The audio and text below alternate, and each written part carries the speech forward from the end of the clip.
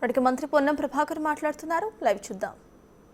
అన్ని విభాగాల సమన్వయంతో అనేక సందర్భాల్లో రివ్యూ చేసి ఒక కార్యాచరణ తీసుకొని అందుకు సంబంధించి ఈ మధ్యన జీవో కూడా ఏర్పాటు చేశారు. అదంతా కూడా సర్వే జరుగుతూ ఉంది. ఇప్పుడు ప్రస్తుతానికి అది రాబోయే కాలానికి సంబంధించి తీసుకునే నిర్ణయం. ఇప్పుడు ప్రస్తుతానికి జరుగుతున్న సందర్భంలో మేము ప్రజలను కోరుతా ఉన్నా, ఎక్కడైనా ఏదైనా ఇబ్బంది వస్తే వెంటనే ఈ శాఖ ఆ శాఖ అనేది లేకుండా మీకు అందుబాటులో ఉన్నటువంటి ఏ వ్యవస్థ అయినా, అది రెవెన్యూ కావచ్చు, ఎలక్ట్రిసిటీ కావచ్చు, పోలీసు కావచ్చు, హైడ్రా కావచ్చు, జిహెచ్ఎంసీ కావచ్చు, ఎవరైనా సరే వాళ్ళ సహకారం తీసుకొని ఆ సమస్యను దాన్ని అధిగమించే విధంగా ముందు ఆ యొక్క ఎపిసోడ్ నుంచి బయటికి రావాలని కోరుతా ఉన్నా. శాశ్వత పరిష్కారానికి సంబంధించి ఇప్పటికే మీకు తెలుసు 141 వాటర్ ల్యాగింగ్ సెంటర్ల నుంచి 86 కంప్లీట్ అయినా, ఇంకొక 20 ఆన్ ప్రోగ్రెస్ లో ఉన్నాయి. మిగతా వాటికి సంబంధించి కూడా 5-6 ముఖ్యంగా ఇప్పుడు మైత్రివనమో లేకపోతే ఇంకా మసప్ ట్యాంక్ దగ్గరనో ఎన్ఎండిసి దగ్గర ఇటువంటి కొన్ని వాటిని పరిష్కరించాల్సిన అవసరం. వాటి వలన ఒక్కసారి వాటర్ జామ్ కావడం వల్ల ఆ ట్రాఫిక్ జామ్ అయ్యి దాని ఇంపాక్ట్ సిటీ అంత మీద పడుతున్నటువంటి పరిస్థితి చూస్తాను. వాటిని కూడా త్వరగా పూర్తి చేయడానికి ప్రణాళిక తీసుకొని పోతాను. సో ఈ సందర్భంలో ప్రజల సహకారం కూడా కావాలి. ప్రభుత్వం తరఫున ఎన్ని రకాల చర్యలు తీసుకున్నా ప్రభుత్వము తప్పకుండా ప్రజలకు సంబంధించినటువంటి కష్టాల లోపల భాగస్వామ్యం తీసుకునే ప్రయత్నం జరిగినా ప్రజలు కొన్ని అంశాల్లో సహకరించాల్సిన అవసరం ఉంది. వర్షం యొక్క రెయిన్ఫాల్ ఆ యొక్క పడే విధానంతో మీరు చూస్తా ఉన్నారు. కంటిన్యూస్ గా కొద్ది గొప్ప వర్షం పడుతుంటే డ్రైన్ సిస్టమ్ అబ్జర్వ్ చేసుకునే కెపాసిటీ ఉంది, లేదా పబ్లిక్ ట్రాఫిక్ నాన్ స్టాప్ లో ట్రావెల్ చేసే స్కోప్ ఉంది. కానీ అబ్నార్మల్ రెయిన్ ఒకటేసారి పడడం వల్ల అంతా కూడా overflow traffic or water whatever it maybe అంతా జరుగుతూ ఉంది.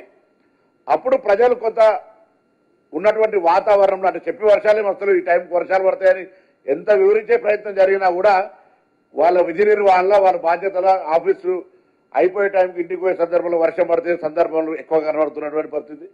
ఇటువంటి పరిస్థితుల్లో కొంత ప్రజల సహకారం ఎందుకు అడుగుతా ఉన్నామంటే కొంత ఓపికగా వర్షం పట్టడం సేపు కొంత ఆగి దానికి సంబంధించినటువంటి పరిస్థితులను అర్థం చేసుకోవాల్సిన అవసరం ఉంది.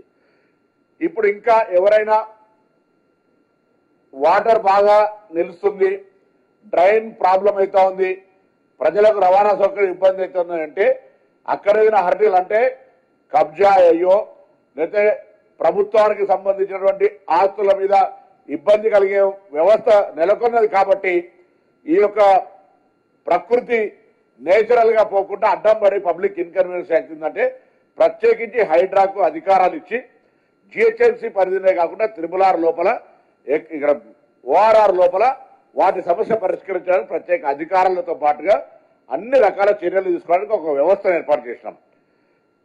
Metro water works, drinking, drain కి సంబంధించినటువంటి స్ట్రీమ్ వాటర్ దానికి సంబంధించిన వాళ్ళు చేస్తారు, స్ట్రాంగ్ వాటర్ సంబంధించి.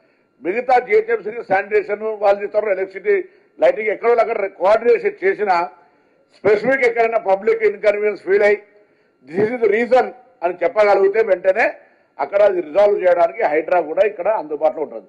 సో వేదిక మీద ఉన్న అన్ని డిపార్ట్మెంట్లు అందరం కూడా మేము హైదరాబాద్ ప్రజలకు విశ్వాసం ప్రభుత్వం తరఫున కలిగేసేది ఏంటంటే ఇది ప్రకృతి వల్ల జరుగుతున్నటువంటి దాని లోపల వెంటనే పరిస్థితిని చక్కదిద్దడానికి మేమందరం 24 గంటలు సెలవులు రద్దు చేసి అన్ని కుటుంబాలకు సంబంధించిన వ్యక్తిగత కార్యక్రమాలు ఉన్న పక్కన పెట్టి ఎవరికి వాళ్ళు ఆ యొక్క పనిలో సమన్వయంతో ఎవరి డిపార్ట్మెంట్ వాళ్ళు నాకు ఇదేం సంబంధం లేదు అనేది కాకుండా సమన్వయంతో కొనసాగడానికి కొరకు రివ్యూ చేసుకోవడం జరిగింది. భవిష్యత్తులో అందరం కూడా డిపార్ట్మెంట్లు అందరూ సమన్వయంతో రాబోయే కాలంలో ఇంకా వర్షాలు ఎక్కువ ఉన్నాయి. ఇప్పుడే ప్రొజెక్షన్స్ చూస్తానే ఆగస్టు 12 తదుపరి ఇంకా 20 తారీఖు వరకు ఎక్కువ వర్షాలు పడేటువంటి పరిస్థితి ఉన్న దృష్ట్యా తప్పకుండా ప్రజలు అప్రమత్తంగా ఉండాలి. మేమందరం కూడా అధికారులం అన్ని డిపార్ట్మెంట్లకు సంబంధించి ప్రభుత్వం తరఫున ఎప్పటికప్పుడు ఎంత రెయిన్ పడుతున్నా దాని వెంటనే రోడ్డు మీదకి వచ్చి డ్రైన్ పరిశీలించడం లేకపోతే ఇంకేదో చేస్తేనే పనిచేసినట్టు కాకుండా ఎవరికి వాళ్ళు పెరిగినటువంటి సాంకేతికమైనటువంటి నెట్వర్క్ను ఉపయోగించుకొని ఎస్ఎంఎస్ సిస్టమ్ కావచ్చు, వైర్లెస్ సిస్టమ్ కావచ్చు, టెలిఫోన్ సిస్టమ్ కావచ్చు, ఎవరిది వాళ్ళు లొకాలిటీలో decentralise execution of works and issues మీద పని జరుగుతూ ఉంది.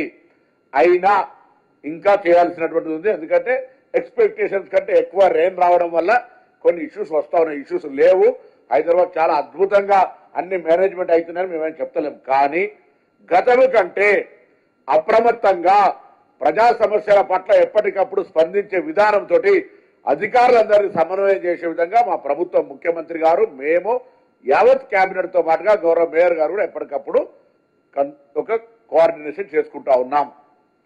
ఇందులో ఇంకొకరు మొత్తానికి ఇటు పొన్నం ప్రభాకర్ మీడియాతో మాట్లాడుతూ కూడా కేబినెట్లో సమావేశం గురించి మాట్లాడారు. గవర్నర్తో పాటు ఆయన ప్రెసెంట్ మీటింగ్లో అటెండ్ అయ్యారు. దానికి సంబంధించి పూర్తిగా మాట్లాడుకుంటూ వచ్చారు. సో దీంతో